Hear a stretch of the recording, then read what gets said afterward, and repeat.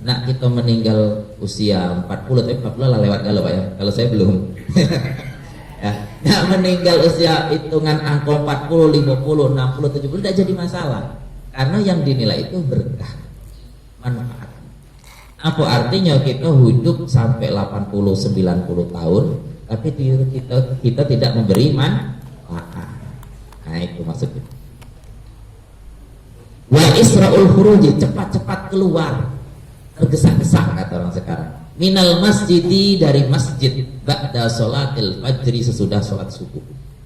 Bawaannya kalau sholat subuh itu nak cepat sudah. Ya. Wirid kok sholat sesap 2 sap, lagi Pak Imam noleh ke belakang, sudah wirid tinggal 3 orang. Lari semua. Bawaannya nak cepat-cepat. Yang ke kantor nak siap-siap, takut terlambat katanya. Yang ke pasar apalagi, agak matahari tinggi, ya, dan seterusnya dan seterusnya. Yang ke kebun ya apalagi. Nah dia, mohon maaf saya tidak menyinggung siapa-siapa. Jadi wa isra'ul khuruj, bersegera, tergesa-gesa untuk keluar dari masjid sesudah sholat fajar, itu termasuk hal yang bisa menyempitkan rezeki. Ini kalau kita perbandingkan dengan akal manusia terbalik kan? Ya, maka agama itu tidak semuanya masih bisa dilogika. Maksudnya seperti ini, kalau kita keluar cepat dari masjid, kan waktu kita kerja lebih banyak. Saya ulang lagi, kalau kita cepat-cepat keluar dari masjid, waktu kerja kita kan lebih banyak. Itu hitungannya kan kalau kerja waktunya lebih banyak, hasilnya lebih banyak. Tapi ternyata tidak. Justru orang yang buru-buru tergesa-gesa keluar dari masjid, atau mohon maaf kalau ada ya mohon maaf ya, 5 menit menjelang adzan dia ke kebun atau ke pasar, sehingga sholatnya tidak lagi. Itu naudzubillah min dzalik. Itu bukan makin luas rezekinya, malah makin sempit. Dia makin seket. 10 menit menjelang adzan, berapa lah 10 menit ya? Saya yakin bahwa Bapak paham lah ya. 5 menit sangat luar. Bawa yang jualannya sudah bawa lengkap dengan segala sesuatu. Sholat tidak lagi, tinggal pokoknya intinya. Hitung-hitungannya kan ke pasar lebih dulu, dapat pelanggan lebih banyak, dan seterusnya. Kalau kita pulaan mungkin dapat barang yang lebih bagus, harusnya yang diterima lebih banyak, tapi ternyata tidak. Mungkin dalam hitungan nominal rupiah yang diterima lebih banyak, tapi berkahnya. Naudzubillah min dzalik, saya tidak mendoakan burudak. Misalnya apa tadi? Sholat subuh cepat-cepat, ya sudah salam alhamdulillah. Untung sehari itu misalnya 500.000 misalnya. Jadi kalau sebulan berapa Pak? 15 juta ya, 15 juta. Hitung-hitungannya macam itu harusnya. Tapi ternyata ketika tetangga, misalnya dia sedang kesusahan lah, katakanlah ya, ada anaknya demam dan seterusnya, ternyata dia tidak punya tabungan juga, padahal hitung-hitungannya 15 juta sebulan. Nah itu akibat apa? Ya akibat itu tadi ya, terburu-buru untuk keluar dari masjid. Oh ya buat senyaman mungkin. Atau hari itu kita terima 500, tahunya apes besok hari itu keluarnya 600, malah min kan. Nah ya, maka tidak ada yang salah dalam tuntunan. Bahkan kalau kita sanggup, itu antara sudah sholat subuh sampai terbitnya matahari tetaplah bersilo di masjid. Nah, zikir dan seterusnya, baca wirid, baca Al-Quran dan seterusnya. Waktu duha itu kan kalau pasnya kan 6:30 Pak ya. Sekarang kan ya, 6:30. Ya kalau sanggup maksudnya. Ya, bagi yang tidak ya duduk. Itu kalau orang kampung, mohon maaf ya kalau kita tinggal di kampung, karena saya di dusun. Itu dianggap pemalas lah. Tunggulah ke masjid. Iya, duduk ke silo, keluar sampai matahari nanti muncul. Nah, itu dianggap pemalas. Tapi realnya, kenyataannya, rezeki yang dipunyainya, ya, iya, yang dimilikinya, tidak kalah, atau mungkin malah lebih. Nah, contohnya seperti inilah, supaya kita lebih mudah. Mohon maaf, saya tidak siapa-siapa mohon maaf sekali lagi. Orang yang kerja lebih dulu, hitung-hitungannya kan harusnya dia dapat lebih banyak. Misalnya mohon maaf, si A ini dia sekolah sampai sarjana, berarti usianya kan kira-kira 22 lah standar gue ya. Selesai sarjana kan 22. Sudah sarjana baru kerja. Si B ini tadi SDB, berarti kerja lah. Harusnya si yang kaya yang mana? Yang B lah, dia kerjanya lebih dulu. Ya kan? Dia kerjanya lebih dulu, masa kerjanya lebih panjang. Tapi realnya kan tidak seperti itu yang kita tengok. Kenyataannya. Yang kerja baru apalagi yang sekolah kedokteran. 2 tahun buka praktek ya lah, tingkat 3 rumah. Ya. Yang dari SD kok kerja tadi? Rumah condong. Itulah ya, mohon maaf saya tidak menyinggung siapa-siapa daya. Jadi itu pola pikir maksud saya. Artinya tidak semua itu bisa dihitung pakai matematika. Ya. Bismillahirrahmanirrahim. Selanjutnya lagi adalah wal irtikabu bidzahabi ila suqi. Ini ada kaitannya. Wal irtikabu dan berpagi, wal ibtikaru dan berpagi-pagi. Pokok cepat-cepat. Bidzahabi ila suqi, untuk berangkat ke pasar. Ini kan bahasa istilah. Kaitannya kan dengan tadi kan, cepat-cepat keluar dari masjid sudah subuh, gak wirid lagi, langsung cus ke pasar, cepat. Itu kalau yang aktivitasnya di pasar. Kalau yang di kebun misalnya ke kebun misalnya, atau dan lain sebagainya. Bersegera. Ternyata di sini disebutkan terlalu berpagi-pagi untuk pergi ke pasar itu malah menyempitkan rezeki. Kalau begitu kita ke pasar jam 9 deh, yaudah macam itu cara memahaminya. Kalau kita kulaan habis sudah. Maksudnya seperti ini. Ya sholat subuh standar, ya wirid, ya doa lah selesai kita keluar. Kita tidak tahu, apalagi imamnya Pak Hamidi misalnya. Selesai doanya nak bagi-bagi amplop, kita lah balik. Kan lewat.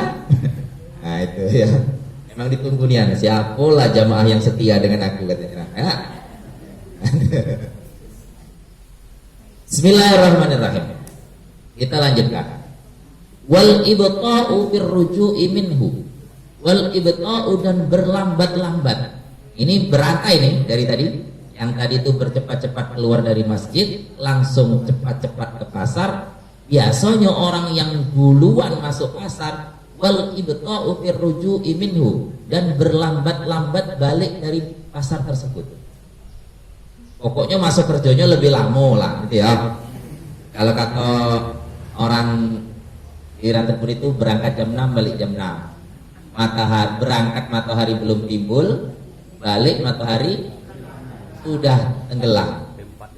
Harusnya hitung-hitungannya kan banyak yang didapat jam kerjanya. Kita perhatikan, mohon maaf, yang buka rumah makan atau toko atau lainnya, kita tengok ya. Toko atau rumah makan atau apapun lah namanya, yang buka jamnya dikit dengan yang buka los 24 jam, mana lebih ramai? Maaf. Yang bukanya dikit, jam-jam tertentu. Ya kita tengoklah ya. Misalnya ada apotik misalnya kok. Dia cuma buka Senin sampai Kamis. Buka jam 8, tutup jam 2. Rame, Bu. Nah, coba lah, buka los 24 jam. Yang sehari itu adalah datang orang 3, orang 4. Nah, paham lah itu maksudnya. Ya, jadi yang dia itu bukanya cuma dikit, masanya dikejar orang. Bahkan itu belum dibuka apa namanya? Rolling ya. Dia belum dibuka lah, ngantri di depan. Dia masuk cepat apa? Pelanggannya datang tutup tepat waktu. Jadi kembali lagi yang saya sebut, tidak mesti yang bukanya lebih lama, masa kerjanya lebih lama, terus hasilnya lebih banyak, tidak mesti. Nah, itu. Karena rezeki itu sudah diatur oleh Allah Subhanahu wa taala. Meskipun kita buka toko 25 jam, kan? kasarnya 25 jam nggak stop ya hasilnya segitu-gitu. Tapi yang dibuka dengan rentang waktu tertentu rame. Ya sudah tidak tahu, pokoknya Allah ngaturnya seperti itu. Wabil khusus, apalagi kalau kita ada perhatian khusus untuk jam-jam sholat. Nah, itu baliknya dicerita zaman Nabi Musa alaihissalam. Umat Nabi Musa itu kan ibadahnya cuma Sabtuan, seminggu sekali hari Sabtu. Nah, kalau kita hidup zaman itu enak Pak, sembahyangnya mas seminggu sekali. Itu pun umatnya keberatan. Nah, cuman istilah kalau dalam surah Al-A'raf itu pokoknya hari Sabtu tidak usah begawe, itu ibadah. Masih juga hari Sabtu dulu. Jadi hari Jumat itu masang jalo karena pencariannya ikan dalam Al-Quran. Hari Jumat itu masang jalo, Sabtu dia tidak kemana, dia ikutlah apa kata Nabi Musa, Minggu manen. Jadi ditanya Nabi Musa, "Dak, kami Sabtu tidak begawe dak." Apa sudah dipasang hari Jumat? Najur. Minggunya manen. Nah, kalau kita mau apa bahasa kita ya, mau meneliti, itu adalah ujian. Prakteknya sekarang. Nah, misalnya kita buka toko los 24 jam. Itu kalau nak ibu perhatikan, pas datang waktu sholat itu pembeli makin ramai. Iya Pak, pas jam waktu sholat pembeli makin ramai. Walhasil lalai sholat kita kan. Di jam luar sholat ada pelanggan, pas mepet sholat pelanggan ramai. Itu nak nutup sayang.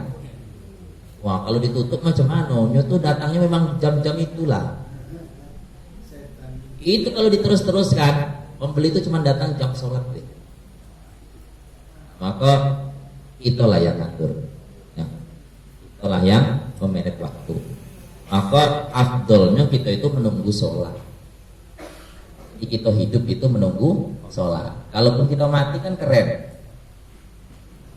Sedang apa hambaku yang itu pas matinya? Sedang menunggu sholat zuhur. Bukan berarti nunggu itu diam di masjid, dah. Maksudnya itu ikut kita dalam aktivitas kita.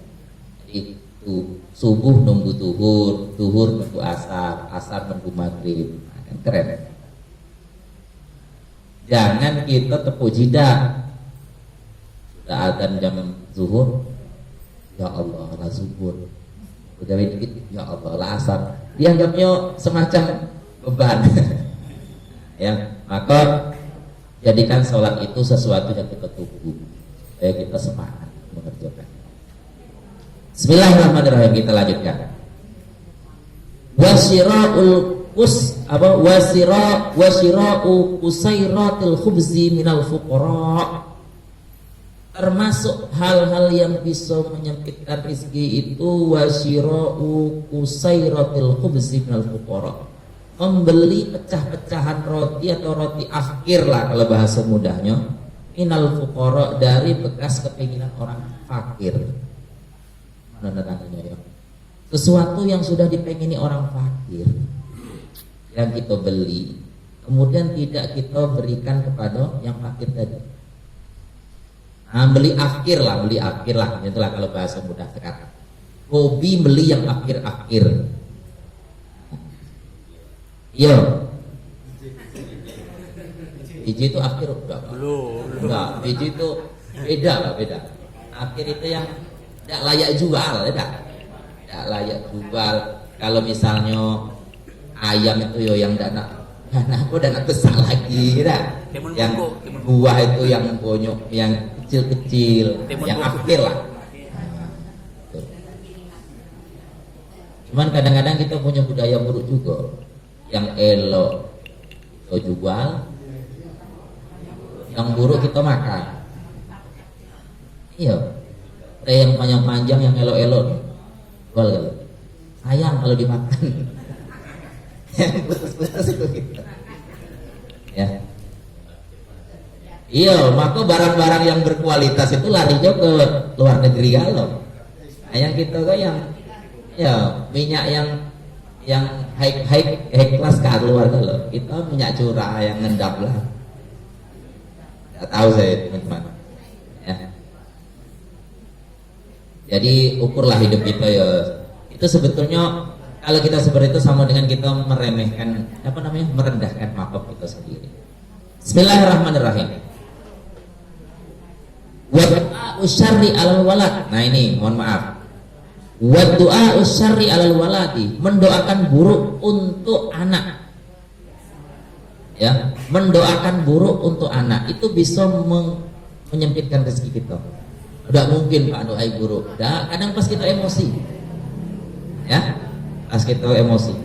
Kita sumpahilah anak tadi, kita sebut yang buruk-buruk. Itu menyempitkan rezeki kita. Kita tidak tahu ya, pokoknya hati-hatilah, jaga lisan. Kenapa? Kadang-kadang pas ucapan buruk itu, yaudah kalau kata orang tua-tua dulu nanti malaikat lewat, pas malaikat lewat diamini, terjadi benar. Karena kalau kita perhatikan ya, bapak ibu-ibu sekalian yang saya hormati, kadang-kadang kita itu manjur dengan ucapan kita dewe. Berapa banyak lah?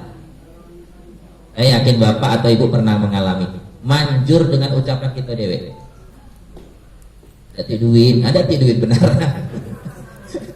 Ya kan? Aku kok kaya hidup gini kok. Iya kaya benaran. Nah, banyak hal-hal itu. Coba kalau kita teliti. Itu tuh manjur dengan cakap ewe. Tidak ada disumpahi orang, tidak ada doai guru kiai dah. Ucapan kita deh. Apa hati-hati dalam berucap. Apa ada yang membuat makalah istilah al-kalam ad-doa. Ucapan itu ya doa. Iya betul. Ya. Dulu ada misalnya